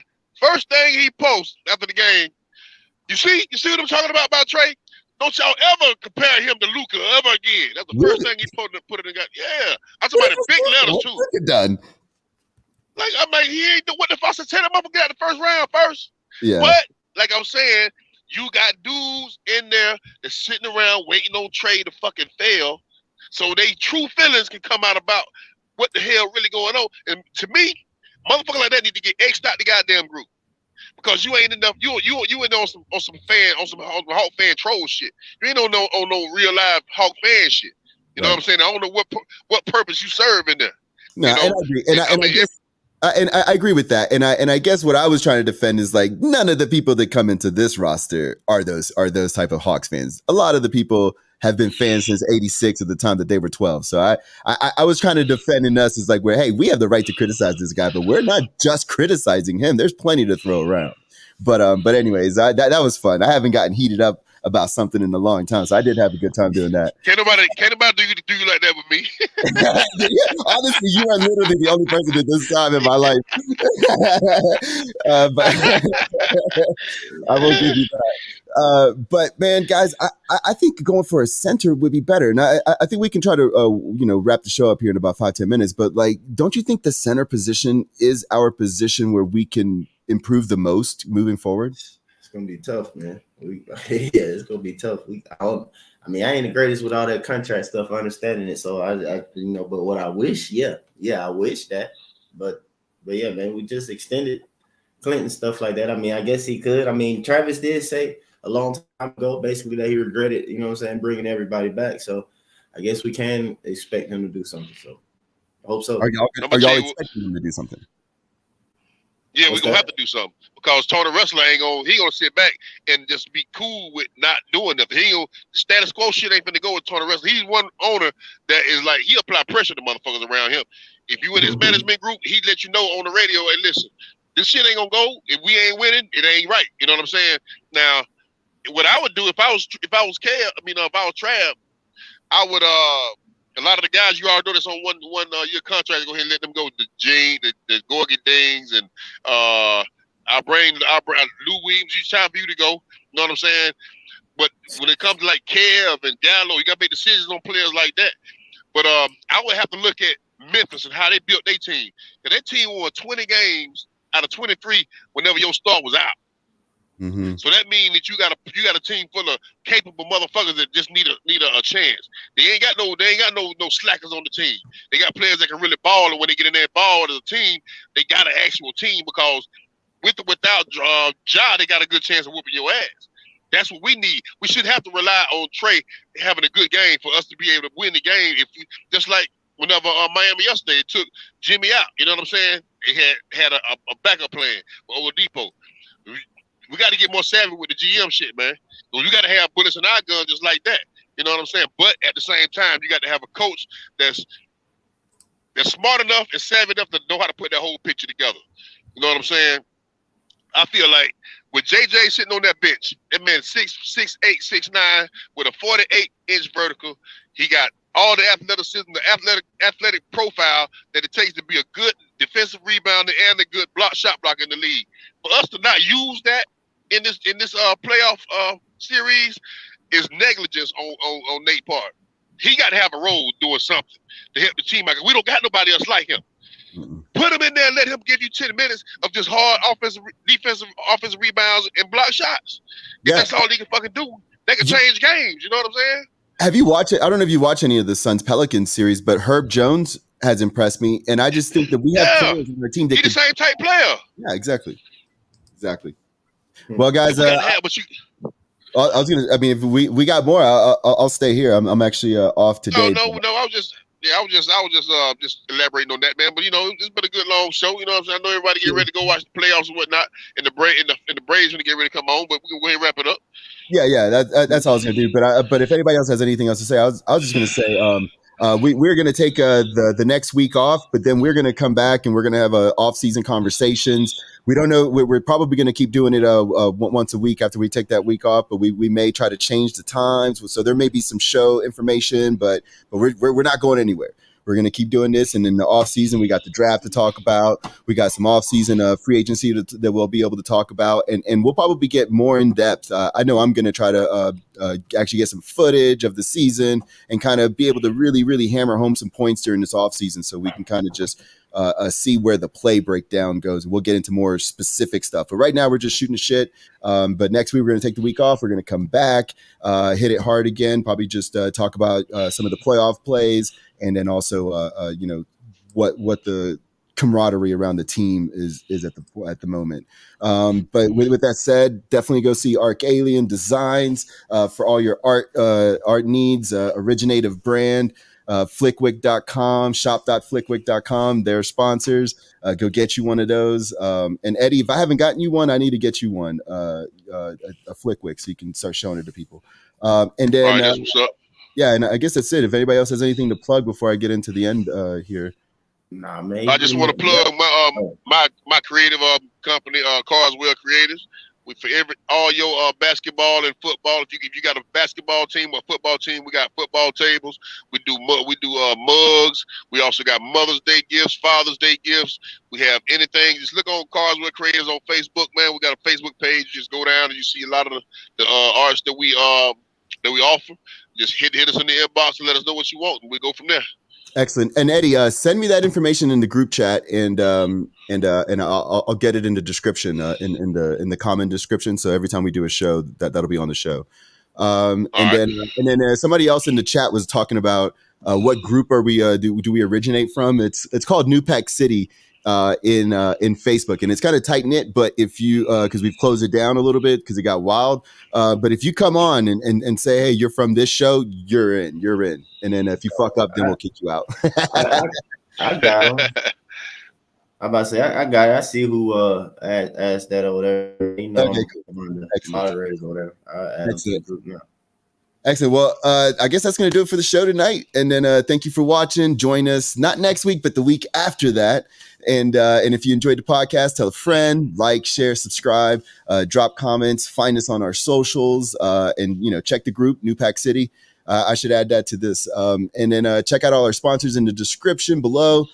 Make sure to catch the after show. I guess there's no after show today with the Hawks not playing anymore. I apologize about that. Taking some getting used to. Yeah, exactly. Yeah, but we are by the fans, for the fans. Take care. Have a great night. And until next time, let's go Hawks. Yo!